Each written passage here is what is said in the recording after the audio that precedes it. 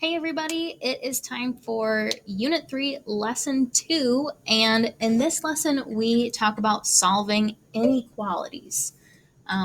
So equations, we use an equal sign, but an inequality means that we use either less than, greater than, less than or equal to, or greater than or equal to in our, when we write it out instead of an equal sign.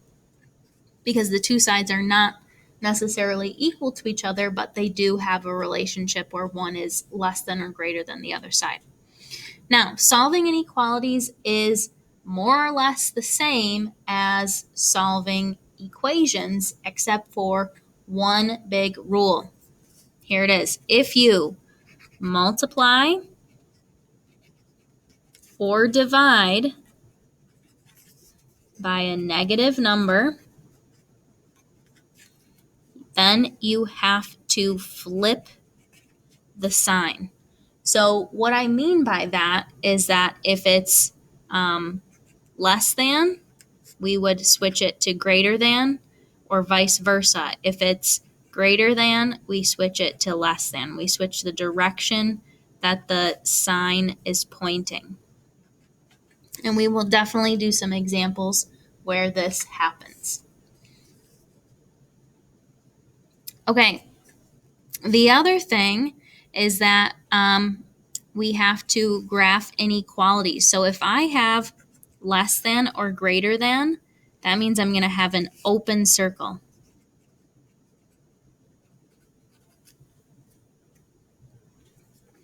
Less than or equal to and greater than or equal to means we have a closed circle. And this should hopefully be somewhat familiar to you from what we were just talking about in Unit 2 with domain and range, where if we include the number, we have a closed circle. If we aren't including the number, we have an open circle. So for example, let's say I have x is greater than or equal to 2. So I would just simply put 2 on my number line. Since it's an or equal to, I'm going to have a closed circle, and numbers that are greater than 2 are to the right, so we shade to the right. Let's try this example. X is less than negative 5. Okay, negative 5. We're going to have an open circle because it's just less than. And numbers that are less than negative 5, we go to the left. Okay, let's say I have 3 is less than x.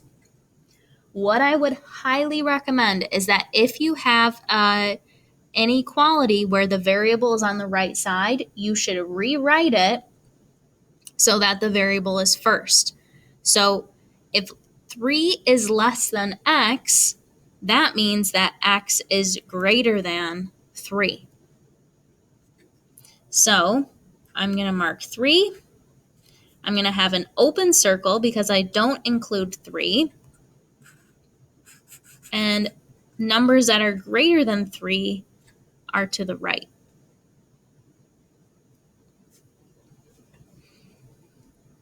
All right, let's say I have negative 4 is greater than or equal to x.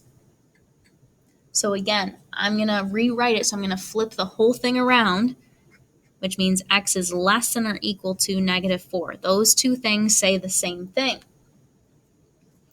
Negative 4, it's less than or equal to, so I have a closed circle, and I'm going to shade to the left. All right, moving on. Let's do some solving here. So like I said, solving inequalities goes the same way as solving equations. I'm going to subtract 17 from both sides. I get 5x is less than negative 15. I'm going to divide by 5. And I do not have to flip the sign here because the number that I'm dividing by is 5. Even though my answer is negative, the number that I actually divided both sides by is a positive number. So we do not flip the sign. So I get x is less than negative 3. I'm going to mark it on my number line, put an open circle, and we shade to the left. Hey, we got a fraction. Let's clear that. Multiply by 3. We know that that's going to give me negative 2x. 3 times 8 gives me 24. Now I need to divide.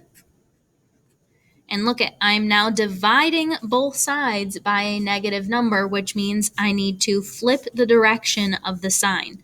So notice it's going the opposite direction now. I'm left with x is greater than negative 12. So there's negative 12, open circle. We're going to shade to the right. Okay, example 3. Let's distribute. 3 times t is 3t. 3 times 2 is 6. I'm going to combine like terms. Negative 6 plus 2 is negative 4. Now I want to get all the variables on one side, so I'm going to subtract 3t from both sides. I am not switching the sign because I am subtracting. We only have to flip the sign if we multiply or divide. So I have 2t is less than negative 4. Divide both sides by 2. We have t is less than negative 2. And again, I don't flip the sign because the number I'm dividing by is positive.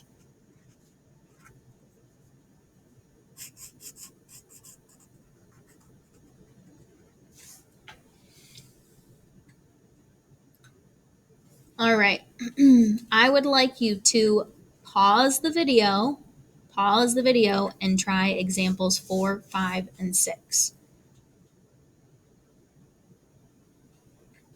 So pause the video, give examples 4, 5, and 6 a try. All right, check over your answers. For example 4, if you wanted to leave your answer as negative 5 over 2, that's fine as well. Fraction or decimal is totally fine with me. For example 5, make sure that you distributed the negative through to everything. So negative 2 times negative 1 gives us that positive 2 there. This is also one where you needed to flip the sign because we divide by negative 2. So Q is greater than 0. This one, again, we have to distribute those negatives. So you might have run into issues there. But you do not need to flip the sign. You should end up with y is greater than negative 1. If you got something wrong, I would recommend pausing the video and checking your work at each step compared to my work to see where you made your mistake. If you're still struggling to figure out where you messed up, sometimes I just start over again. And sometimes it's just hard to find those little mistakes somewhere, and the best way is to just start from the beginning. All right, let's move on to the last couple of examples here.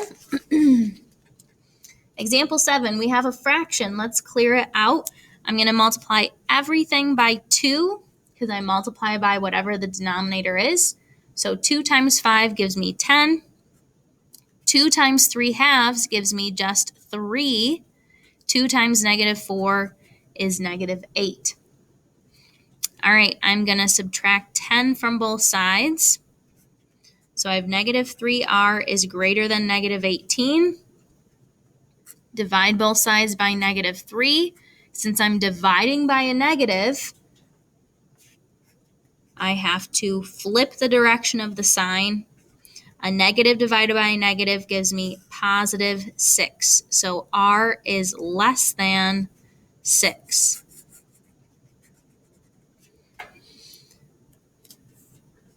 Okay, let's distribute. 3 times 4z is 12z. 3 times minus 1 is minus 3. 2 times 6z is 12z. 2 times minus 5 is minus 10. I'm going to subtract 12z from both sides. And look what happens. Our variables cancel out. So what are we left with? We are left with the statement negative 3 is greater than negative 10. So when the variables cancel out,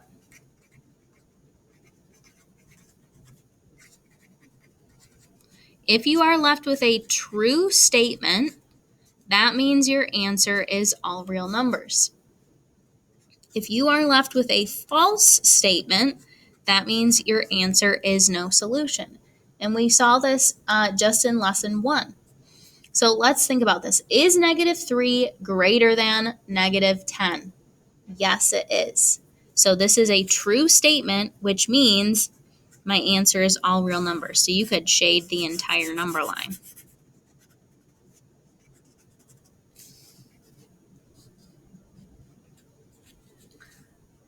All right, last example. Negative, think of that as a negative 1. So I get negative 10, and a negative times a negative makes that a positive r.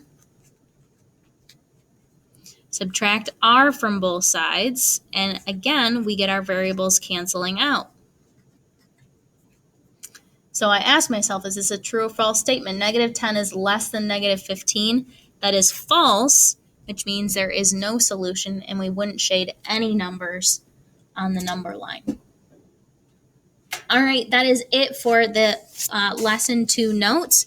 You are going to complete the lesson 2 homework. It's on pages 7 and 8. So you're doing numbers 1 through 11. We'll see you for the next video.